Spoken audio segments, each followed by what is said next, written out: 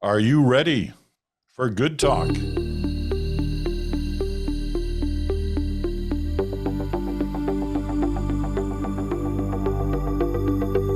good morning there. Peter Mansbridge here in Toronto. Bruce Anderson is in Ottawa. Chantal is in Montreal. So we're all in our normal spots. We have quite a bit to talk about on Good Talk today. We're going to start by talking, I think it's fair to say, a couple of titans on the political landscape in Canada, certainly over the last, well, basically the last half century, really. Because certain things, passages in life happened in terms of both these gentlemen, as it turns out. First up is Ed Broadbent, who passed away yesterday at the age of 87. Terry Mosher, the great cartoonist Aislinn for the Montreal Gazette, sent me a note today. And it's basically, he just sent along an article he'd seen overnight in Policy Options, the policy magazine, by Robin Sears, who was one of Ed Broadbent's closest advisors over many years. And I love the little anecdote that Robin starts off with about Ed Broadbent, because it gives that other side that, in some cases, many people never see. They hear about the politician, they hear about the person who dominated the headlines for many years in Ottawa. Here it is. I'll read it. It's just a couple of sentences long. Years ago, near the end of a political mission to Havana about the raging civil wars in Central America, Ed Broadbent was miffed. Here was Ed, an avid cigar smoker, having just spent 3 hours in a bilateral with Fidel Castro and still not a Cohiba or a Monte Cristo in sight. As we prepared for our early morning flight home, Broadbent railed at me. You swore we would get cigars. I bore my chagrin in silence, then noticed a large black Mercedes had pulled up in the driveway. Out came two large Cuban security guys. They were lugging a wooden box. Excuse me, turning the page. A wooden box. Well, of course, the other half of the article disappeared on me. Anyway, what it turned out was the wooden box, the size almost of a small coffin, was filled with cigars, which Broadbent then continued to carry or to keep in his office for years after that. In fact, I have a cigar that Ed Broadbent gave me back in the 80s somewhere. I never unwrapped it. I've kept it all that time, and I'm sure, I can't remember exactly, but I'm sure he said to me, Castro gave me this cigar. Here's one for you. I like to believe that anyway, and that's, I guess, one of the reasons why I've kept it. But that was the other side of Ed Broadbent, the side that, people don't normally see or hear about. But his mark on the national political scene, and his mark in Ottawa especially, was quite something through from the mid-70s through to the end of the 80s, and then he came back again. He had a little kind of renewal on the Ottawa political scene in the early 2000s. Talk about Ed Broadbent, the impact that he had and will always have had in Ottawa. Chantal? I think both that Ed Broadbent is a past leader of the NDP, like David Lewis before him and Tommy Douglas, that will remain larger than life and the imagination, the political imagination of many Canadians, in particular new, but not exclusively New Democrats. He may also be the last of those larger than life NDP figures.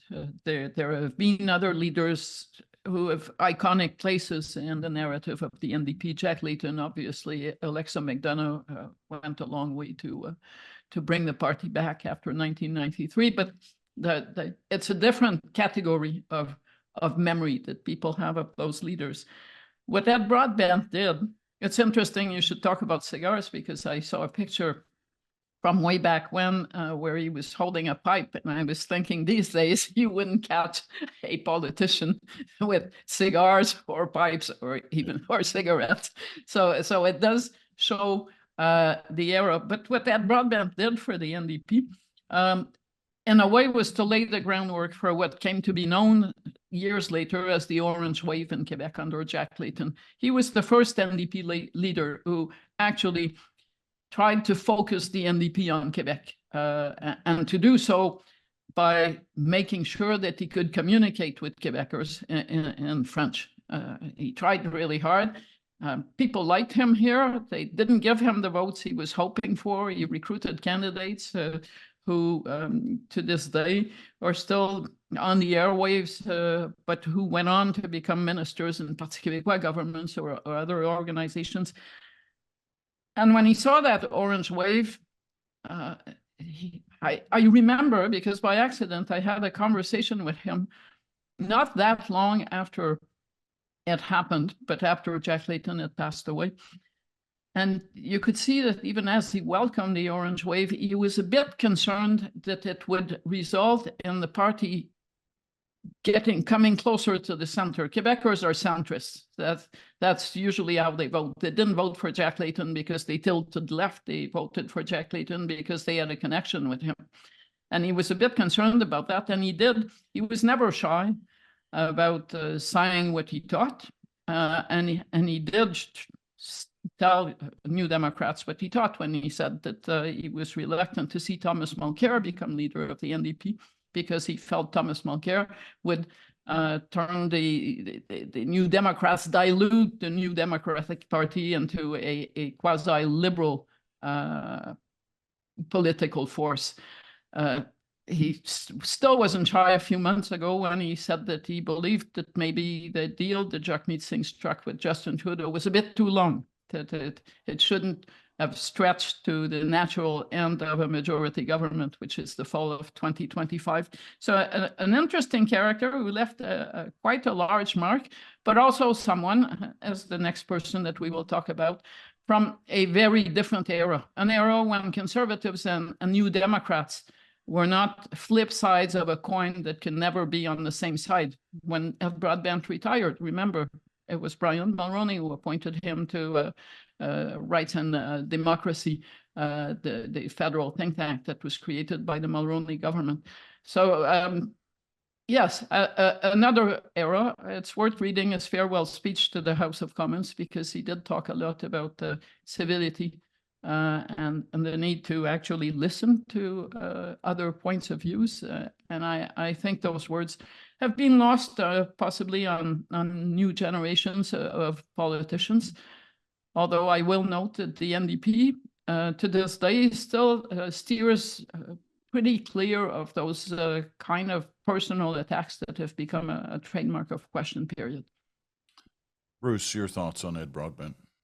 Yeah, I'm glad we're talking about him, and we'll talk a little bit about Jean Chretien as well, because I was reminded when I was looking back at some of the history of these individuals, that for a lot of people, this is history. They may not know it, and so it's a good idea to spend a little bit of time talking about how different politics was then, and how unusual these individuals were in terms of the contribution that they made to politics. They had some things in common, but they had some things that were quite different. So we're going to talk about Chretien in a minute. But for me, in reading the various commentary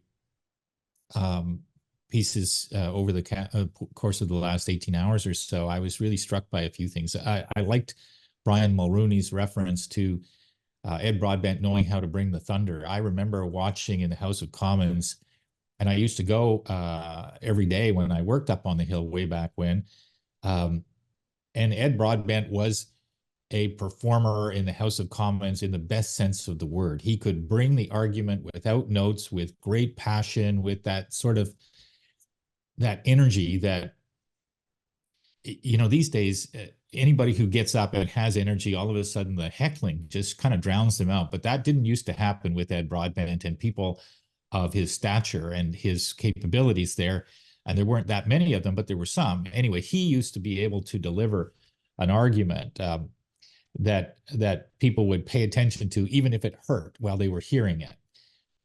He had a theory of the world, which I think is maybe a little bit different from Jean Chretien, who is more a product of the the bouncing around that happened in Canadian political life to him and to his party. I think Broadbent's theory of the world about the role of the working person and the need for a political formation that constantly pressed for more influence on the part of those workers. Obviously, he was NDP leader from Oshawa, the seat of the auto industry in Canada, and he had a great, an important relationship with the labor movement, which hasn't since him always been as consistently useful for the NDP or as consistent in its direction. The last thing that I'd say about him is that I remember at different points, as you guys know, I did a little bit of volunteer work in support of progressive conservatives and liberals. So when Ed Broadbent decided to come back to politics, I had a very good friend named Richard Mahoney. He's still a very good friend. He wanted to be the Liberal candidate in Ottawa Centre, and tried it a couple of times. It was the Liberal candidate in Ottawa Centre. Anyway, I'd done a little poll for him because he was a friend of mine before Ed Broadbent decided to come back to politics. And I gave him the results and I said, you're ahead by, I forget the number, but it was probably like 12 or 14 points that he was going to win that riding. And then Ed Broadbent announces that he's going to come back to politics. And I remember saying to Richard, maybe I better redo that poll. And and I did. And he was behind by 12 or 14 points. So I don't think I've ever seen an individual name. I mean, I'm sure it's happened, but I don't think I've seen it where the injection of one name can change a ballot outcome on a poll in a riding the way the Ed Broadbent name did in Ottawa Centre. That's, that says something about how he was seen by Canadians, including Canadians in a place that he didn't run in previously. Right. It's funny you should say that, because I lived in Outremont when Thomas Mulcair suddenly appeared. And that's basically what happened also. And I'm not sure it happens to a Liberal or a Conservative candidate in the way that it happens to someone who is identified with the NDP.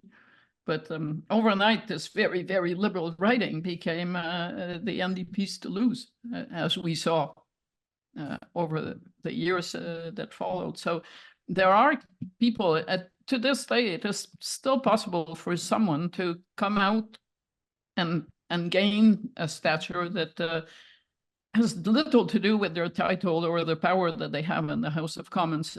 And yes, I know that Broadbent is from another era, but I think that part of politics is still doable. It is still possible for someone to appear and just by being there, making a difference in the way people think about a party or an election.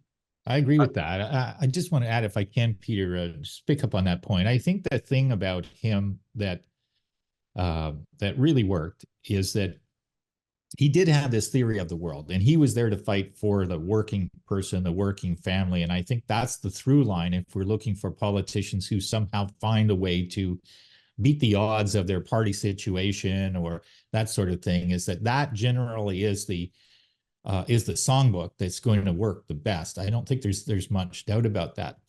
But he also, and Chantal referenced this point in terms of Broadbent's comment about Jagmeet Singh's arrangement with the Liberals. Broadbent turned down Pierre Trudeau's proposal for a coalition government, as I understand. I think Lawrence Martin wrote about that. And he had a theory of the role of the NDP, which is that if we never think about power, what's the point of us? But if we think too much about power, then we lose our moral compass. I'm paraphrasing badly what he said.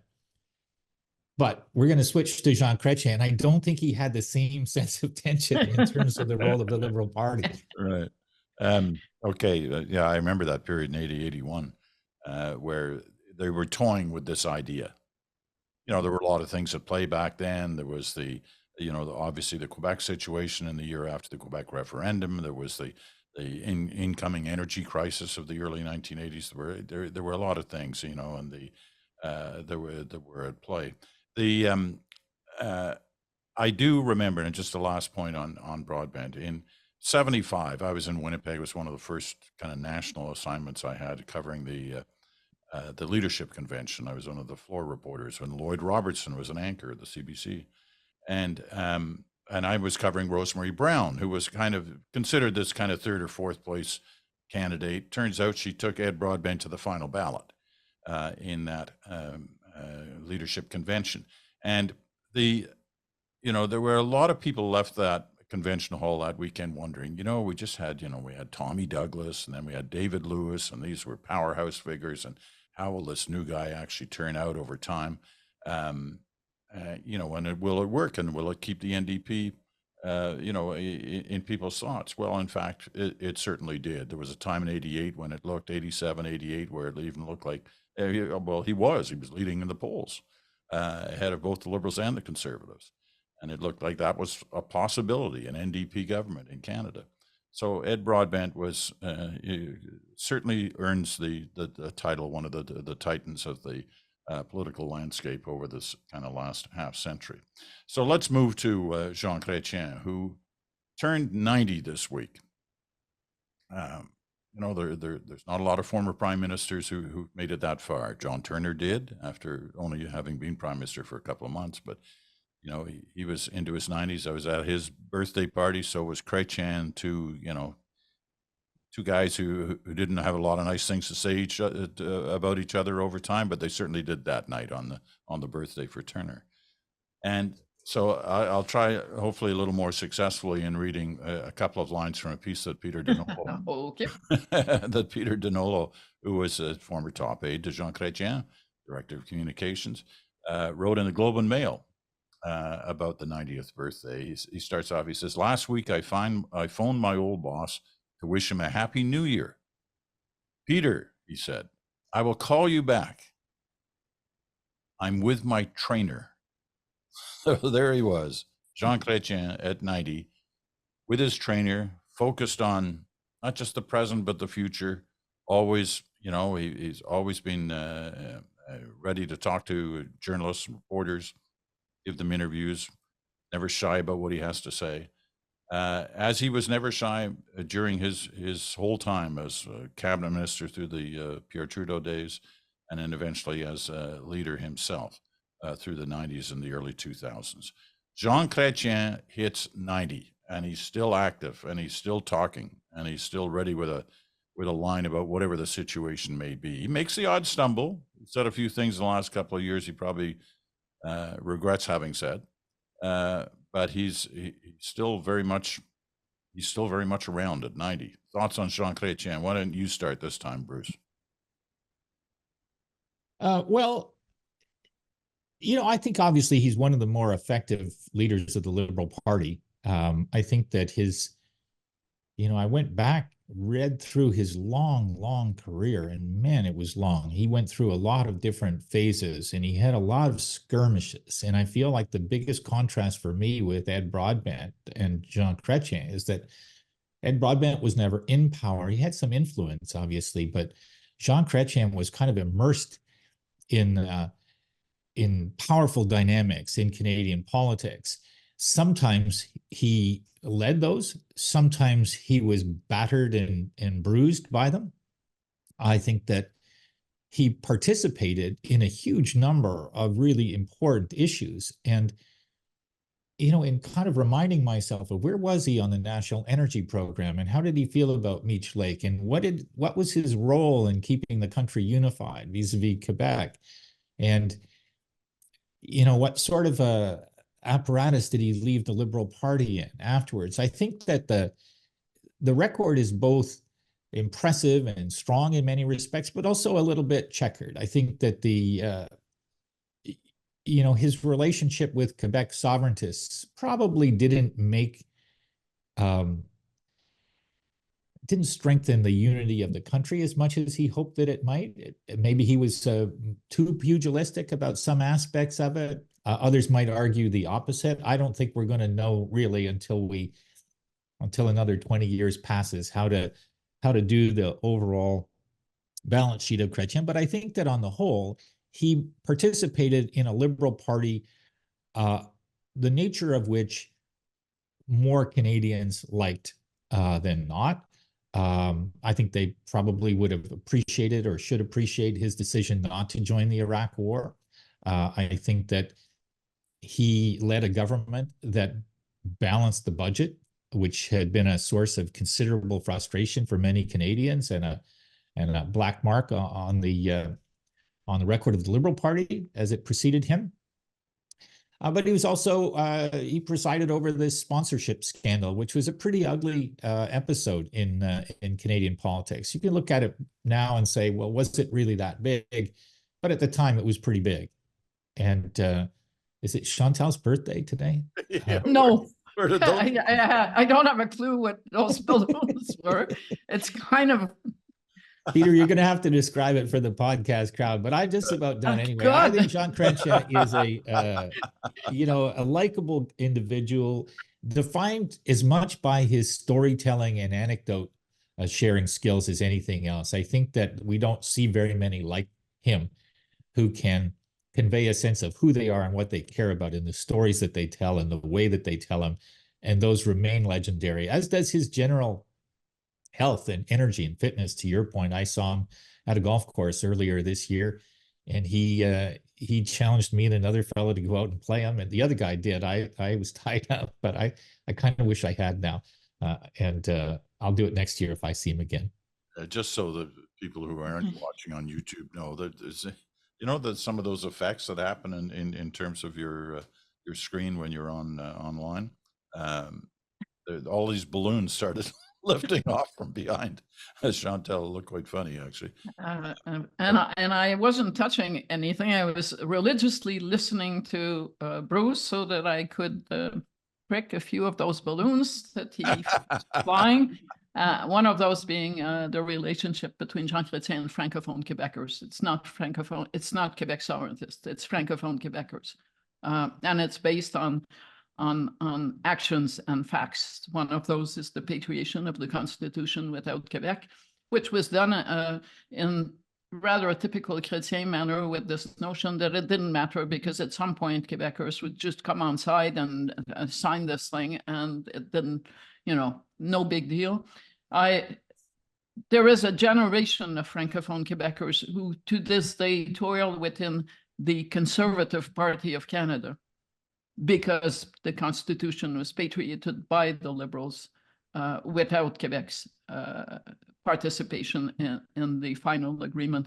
And then there's the Meech Lake Accord, which was not a project for sovereigntists, but it was a project for federalists, and which Jean Chrétien opposed to his benefit in no small part. I covered that leadership campaign that he won against Paul Martin and Sheila Cuffs, both of whom supported the Meech Lake Accord. And, one day to write a news story, I decided, this is pre-cell phones, right? Pre-internet. So I decided to call the president of every Liberal writing association outside Quebec and to ask how the members in his or her writing felt about the candidates for the leadership. And the result was a story that basically illustrated what a wave of anti-Meech, but also anti-Quebec feeling Jean Chrétien was writing to the leadership of the Liberal Party. And yesterday, as people were doing what we're doing in French, this was front and center in every commentary. That being said, Jean Chrétien, notwithstanding the sponsorship scandal, the civil war that took place within the party, he was a key participant in 30 years of leadership politics in that party, undermining John Turner at every turn until he became leader. And then last night explaining in a Francophone interview that he'd always meant to only do 2 terms, but because Aline was dismayed by the actions of the Martin clan, he didn't name, he said some people in the party, didn't name Paul Martin. He decided to stay for a 3rd term, which is basically, I'm serving a 3rd term so that I can block someone and continue this civil war inside the party. But he was saved in that third term by the decision not to go to Iraq. For the first time since patriation, that's decades, suddenly Jean Chretien and the Liberals, the federal Liberals, were popular in Quebec. Not just because Paul Martin was popular in Quebec, but because that particular move, which turned out to be a solid move. When Jean Chretien decided not to go to Iraq, public opinion in this country was very, very divided over that call. It wasn't that the polls said a majority of Canadians do not want to go there. If you took Quebec out of the mix, a majority of Canadians outside Quebec believed that we should, for all kinds of reasons, join the war on Iraq. And over the course of the weeks and months that followed, even before it became obvious that it was a bad idea, public opinion rallied to Jean Chretien's decision on this. And it is an interesting example of leadership in the fact that sometimes a political leader can build a consensus, not just take one that exists and then ride with it. And I think that up to a point did salvage very much some of or did make up for some of the things that to this day Francophone Quebecers feel about Jean Chretien's actions as a politician. All right, we're going to move on. Let me just say one last thing, because both of you kind of referred to it about these two gentlemen, Broadbent and Chretien, going through different passages in their life in this past few days. It represented a different era in Canadian politics, and I hear that. I understand that. I did find it interesting to see how many of the past and present leaders of Canadian political parties have come out and said, wonderful things about both these two gentlemen in the last few days. And I couldn't help but wonder how the current crop of leaders would refer to each other when this time comes for them. I mean, let's say, for example, that Justin Trudeau chooses to depart the scene in the next year. Canadian politics, can you imagine Pierre Poilievre getting up in the House of Commons after having trashed Trudeau for the last couple of years, suddenly saying wonderful and nice things about him? I don't know. I mean, that would be the mark of whether we really are in a different era or not, I guess, in terms of the respect each has for the other. And I'm not quite sure how that would play out. And maybe someday we'll have the opportunity to see that. Okay, we're going to take a quick break, and then we'll come back and we'll talk about something very current and very difficult for political parties, and especially the governing party at this time. So we'll be back right after this.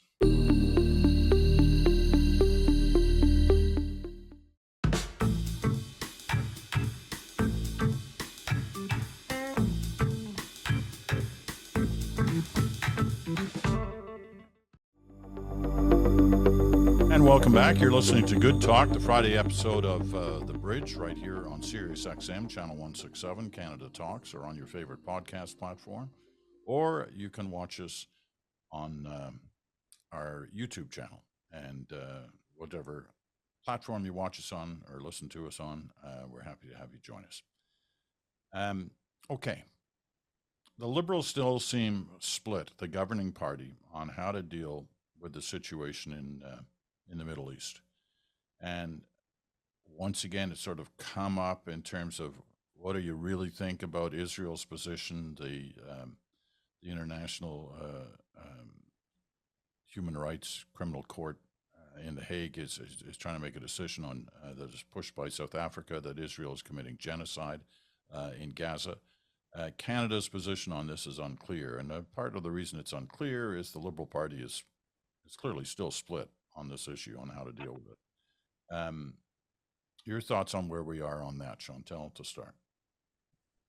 I think we're going to see more of those, crossroads that will be difficult to manage for the government over the course of what's happening in Palestine and in Gaza and Israel's handling of that conflict. And it's not just, by the way, Canadians or liberals who are divided on this. That is also the case of voters in Israel who have contrary thoughts about how the Gaza situation is being handled. But in this case, and this latest crossing of the road involves the South African decision to bring to the International Court of Justice an allegation that the actions of Israel in dealing with its response to Hamas amounts to a genocide of the people who live in Gaza.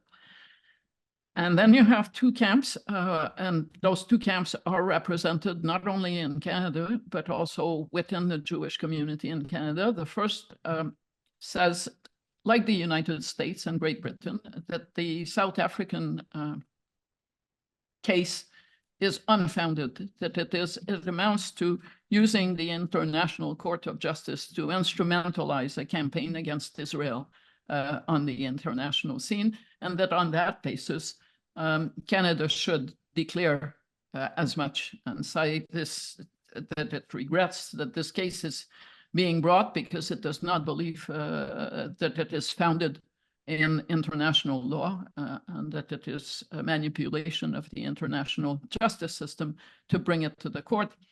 On the other side of the debate, you have those who say, well, some say outright, A.V. Lewis, the grandson of David Lewis that we were talking about earlier, has been arguing in the Globe and Mail that Canada has a moral duty to support the South African cause and line up behind South Africa on this. And then there's the middle road, and that's the road that Canada will have a hard time leaving. Canada is an architect of the international justice system, much more so than either Israel or the United States. And it is hard to imagine that as a long-standing architect of that system and a supporter, it can say anything other than we will abide by whatever the international court decides. That is not to say we support South Africa's argument, but I think it will, or it would be very hard for Canada to say, even to satisfy a strong section of the Jewish community, that the United States position is the right one, Israel's position is the right one, that there's no case there. But on the other hand, I don't believe that Justin Trudeau could come out and say, we think that the South African government is on to a good argument and we will support it. I don't believe that if the Liberal government did say that as a position, it could sustain the unity of its caucus. I think that the divisions that we've seen play out in public, which are totally understandable given the various perspective on this issue, but there is a breaking point. And I think coming out in support of South Africa, and South Africa is not asking for that support, for the record, would probably bring caucus unity to a breaking point in all kinds of ways. So here we are. I'm not an expert, but it seems to me that at some point on difficult issues, you do need to remember your core principles.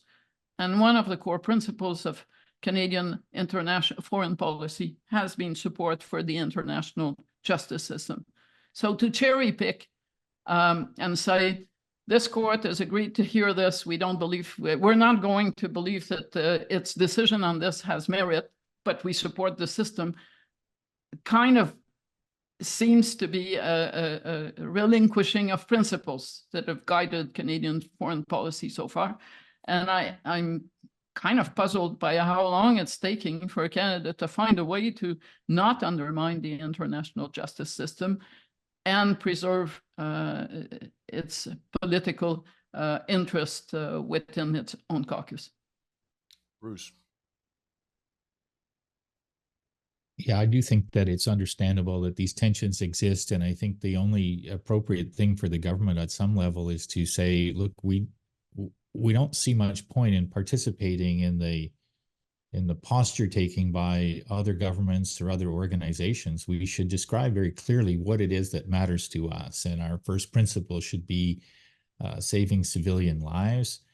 and looking for practical solutions that we can get behind that will do that. I think that obviously there has to be a clear statement that's consistent and repeated over and over again about what's right and what's wrong, and that the government of Canada has grave concerns, that's understating it, about Hamas and Hamas's stated intention to commit genocide against Israel, and the evidence that they intend to kill the Israeli people.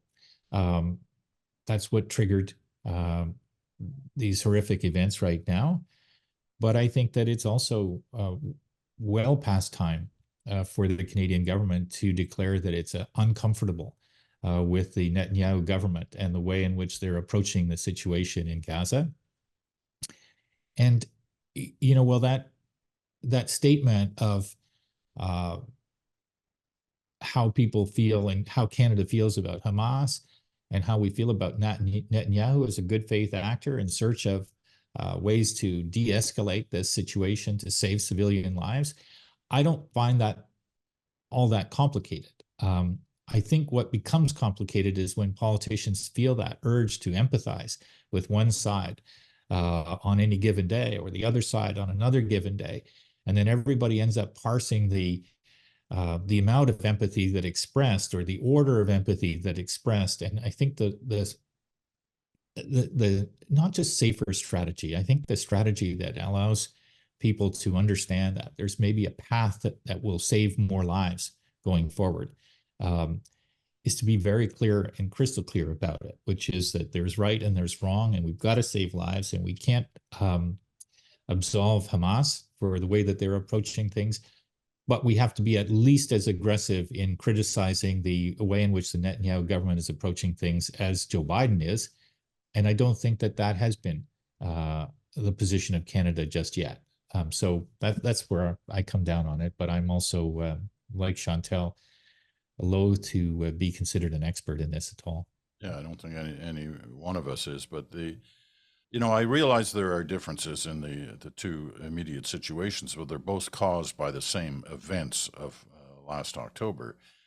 You did not see the Canadian government waffling this week or in the last 48 hours over the decision to take part in the military action against the Houthi rebels in Yemen, who are taking shots at Western-based, mainly American traffic going through the Red Sea and the Gulf of Aden. We were a minor player in this military action, but we're a player. We're in it. We've made a decision. We know what side we're on in terms of that particular fight. The situation in The Hague, as I said, different, but all caused by the same issues. And we're kind of struggling to make a decision on which way to go on that. How that plays out over the next little while will, I assume, determine a lot of things, including the peace and calm inside the Liberal caucus. The Prime Minister spent, some time this week, trying to talk to those in both the Palestinian and the Jewish communities about the Canadian government's position. I'm not sure how successful that's been, because the issue is still unresolved about exactly where we are on some of this. Okay, final break coming up, and then we got something else to talk about right after this.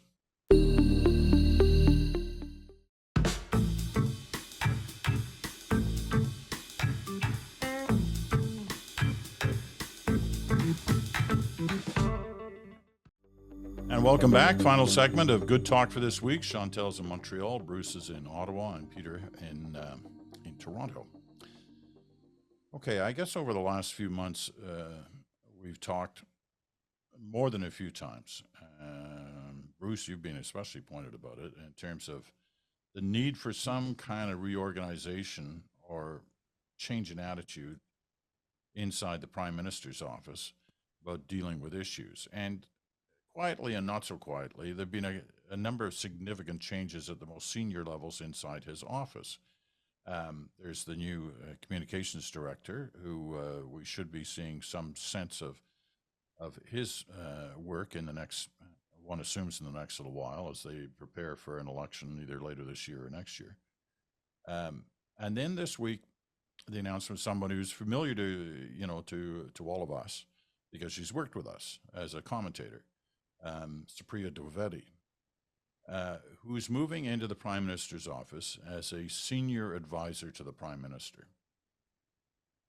Now, Supriya, I think, is wrote a piece in the Toronto Star this week explaining why. And if you haven't read it, it's a part of my newsletter, The Buzz, that comes out tomorrow. So please read it, because I find it quite something. No matter where you may feel about her politics, she's been through an unbelievably difficult last couple of years on a personal level.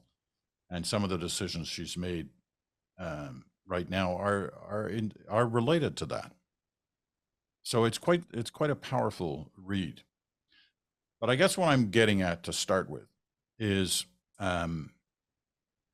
this the beginning of a real reorganization in that office? When you see those two figures, and these aren't junior players, they don't at least appear to be, given their titles, and whether as a result of these changes, we should expect to see some change in the way the government operates, or how the Prime Minister operates. Chantal, you can start on this. Short answer is I don't know. I tend to think, based on past experience, that if you're going to really make big changes in the PMO, you have to start at the very, very top. It's titles of senior advisors can be very meaningful, or they can mean very little. It all depends also on who's got access to the person leading the place, i.e. the Prime Minister. It's also very difficult to bring new blood in a place that is very set in its ways. And this PMO is very set in its ways, in the sense that it's basically been run by the same person, something that didn't happen in the Chretien era, for instance, or Brian Mulroney's era, since before Justin Trudeau came to power as Prime Minister. So from the official opposition office to today, basically the same people. And my personal thoughts on this, and it dates back to the time when Paul Martin was becoming Prime Minister. And remember that he also had an inner circle that had been with him throughout his efforts to become leader. And I remember being offered a place in that arrangement at a senior level, which I turned down within hours, using family reasons, which is always good also for journalists. But my main point was that it's really hard to be the newcomer in a tightly bound team that has already made its mold and has been in it for all this time. I had thought back then that the first person who would be thrown off the boat, nicely, but thrown off the boat if things didn't work out, would be the person who took the job I was turning down. And that's exactly what happened. This person didn't drown. He was appointed to something nice, but still the first person out was the newest person in. So I'm kind of curious to see what impact you can have in a place where the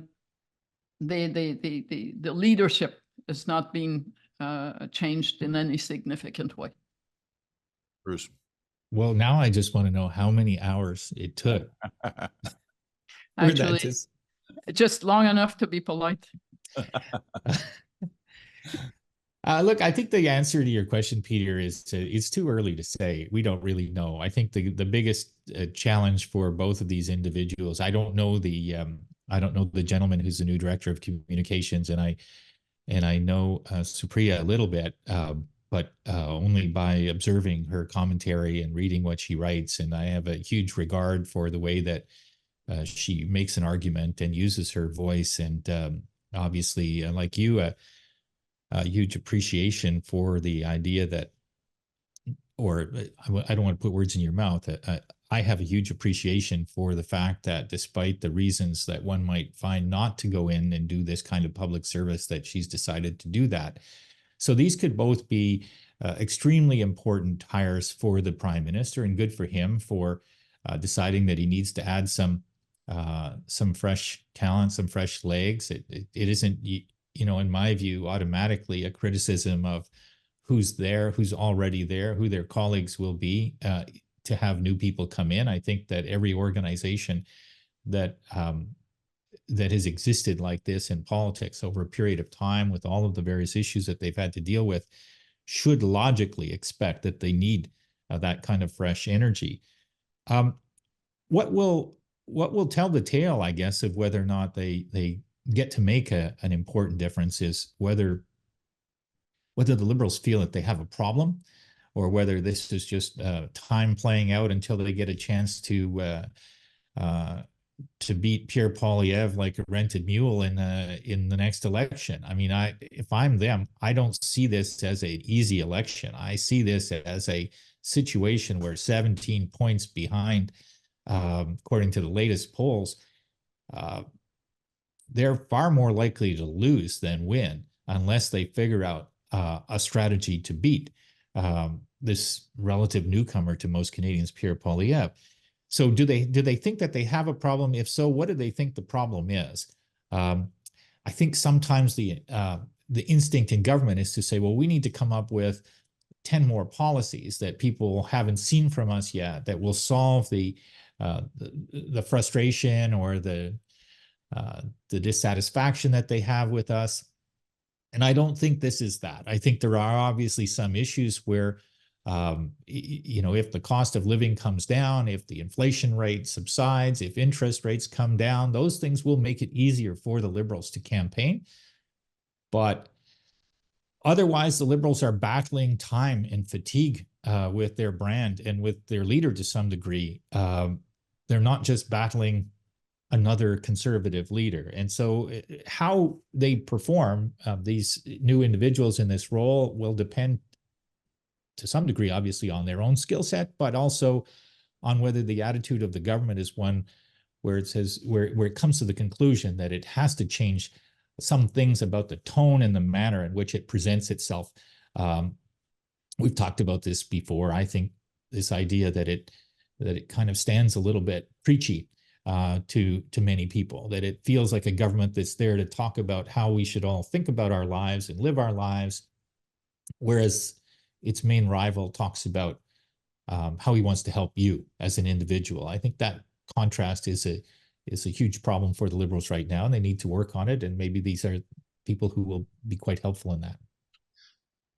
They also need, and I don't know if those two people will be bringing that perspective inside the PMO, but they seem to me to be increasingly suffering from something that went a long way to kill Stephen Harper's re-election chances. And that is the sense that the person they're running against is not a serious person. And so it will be, you know, when the time comes, we are going to take this person down. If you are going to beat someone, you have to believe that they can beat you if you're going to bring your best to that battle. And I think there is a sense within Liberal circles that, you know, in the end, Pierre Poilievre is just not fit to be prime minister, and it's going to become obvious. I think that's a dangerous path. Whether it's true or not, he has not been prime minister, so how would I know?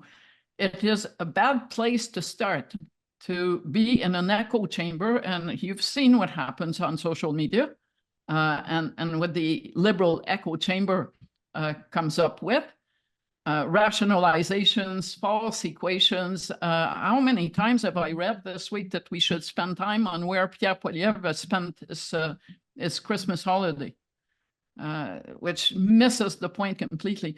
But if that's the mindset that they are into, then they will not be thinking of a fresh strategy. They will believe that they can just do whatever they normally do and preach whatever they usually preach, as Bruce talks about, and we will all come as voters to our senses. And that is a really dangerous approach. You and I covered the Charlottetown Accord referendum. And remember what the elites who were driving that accord said afterwards. Canadians just didn't get it. Well, if the assumption around Justin Trudeau and his team is that Canadians will get it about Pierre Poilievre and then things will work out, if that's the mindset, then we will not see very many changes in the government's narrative over the next few months. And this is a crucial year, right? Between now and summer, something's got to get better in the optics that Canadians have on Justin Trudeau, or else I think they're going to run out of runway to be able to take off in an election campaign.